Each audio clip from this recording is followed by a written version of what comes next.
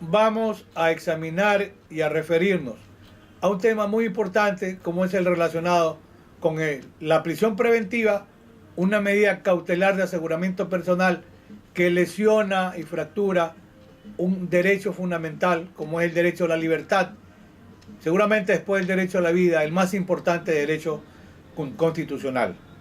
Hay que recordar que ese notable filósofo y jurista, don Luigi Ferrajoli, en su obra monumental Derecho y Razón, apunta y señala la excepcionalidad de la prisión preventiva.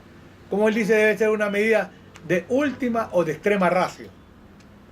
En el sistema interamericano se ha creado el llamado control de convencionalidad. ¿Qué significa esto?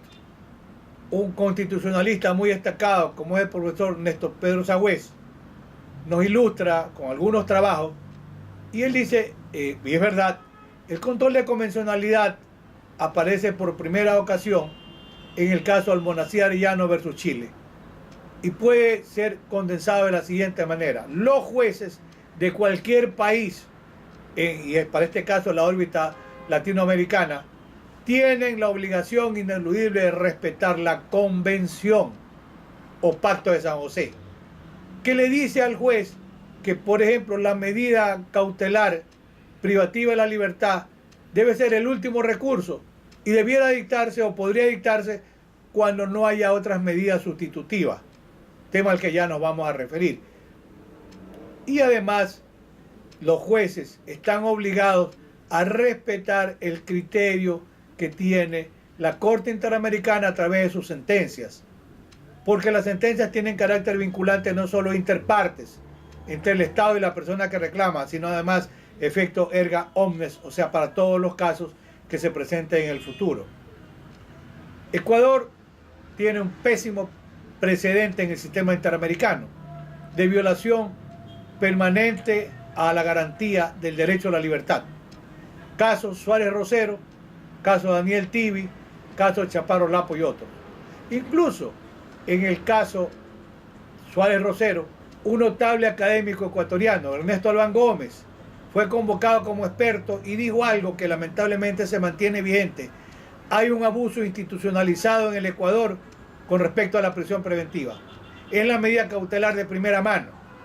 Pero para aquella época no había en el sistema procesal penal ecuatoriano medidas sustitutivas de la prisión preventiva como sí la hay ahora.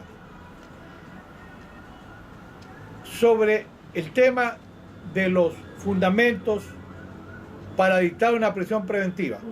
Desde la Constitución nuestra, recordemos que el artículo 77 establece la excepcionalidad de la medida. El 195 habla del principio de mínima intervención penal. El Código Orgánico Integral Penal también refiere que puede dictarse la prisión preventiva cuando no sean suficientes y tiene que fundamentarse la posibilidad de aplicar sustitutivos a la prisión preventiva. O sea, es una medida cautelar de último, de extrema ratio, el último recurso del Estado. Pues bien, el sistema interamericano ha creado estándares para permitir la vulneración de esta garantía. Y hay una publicación de Cejas de Chile que es interesante poderla revisar, está disponible en las redes sociales y en mi página web en particular. Destaca el sistema interamericano 4 contenidos para limitar este derecho a la libertad. Primero, recordar que el ciudadano, el justiciable, está rodeado de una de las garantías del derecho al debido proceso, que es el estado o presunción de inocencia, que está también en el artículo 76 de la Constitución nuestra. En segundo lugar, se refiere a la excepcionalidad de la medida, lo cual quiere decir que si hay otras medidas, no se debe utilizar la prisión preventiva.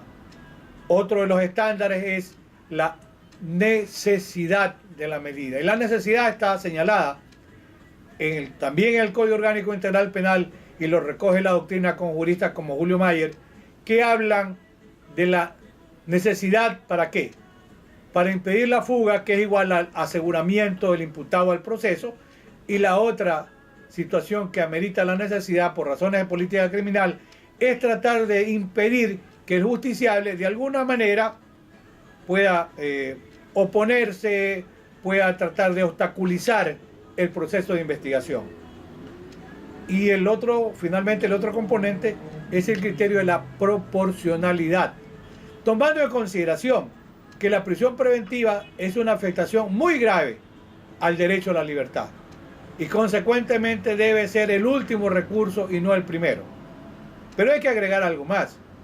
Los sustitutivos o medidas cautelares que pueden reemplazar la prisión preventiva, que están también previstas ya en Ecuador, tienen que cumplir los mismos estándares que se refieren a la prisión preventiva. Si no se cumple, simplemente hay un abuso con la prisión preventiva o con las medidas cautelares. Reconducido esto al tema de la prisión preventiva contra el expresidente Rafael Correa Delgado, hay que considerar un jurista quiteño muy reconocido, Ramiro García Falconi, anticorreísta. Él ya dijo en un artículo en el diario El Universo del 2 de julio de este año que la medida era innecesaria y que era desproporcionada. Y es cierto, porque si el presidente Correa o expresidente venía y salía del país, pues estaba a la vista y podía comparecer las veces que fuese requerido. En segundo lugar, dictar una medida cautelar como la de presentarse cada 2 semanas en Quito es desproporcionada, porque él vive en Bélgica con su familia.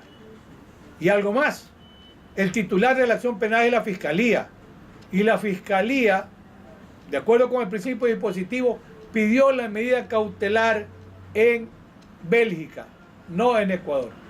Y la señora jueza, de mutuo propio, violentando el principio dispositivo, dispuso y ordenó que la comparecencia sea en la ciudad de Quito, lo cual volvió de difícil o casi imposible cumplimiento, de manera que no hubo necesidad ni hubo proporcionalidad.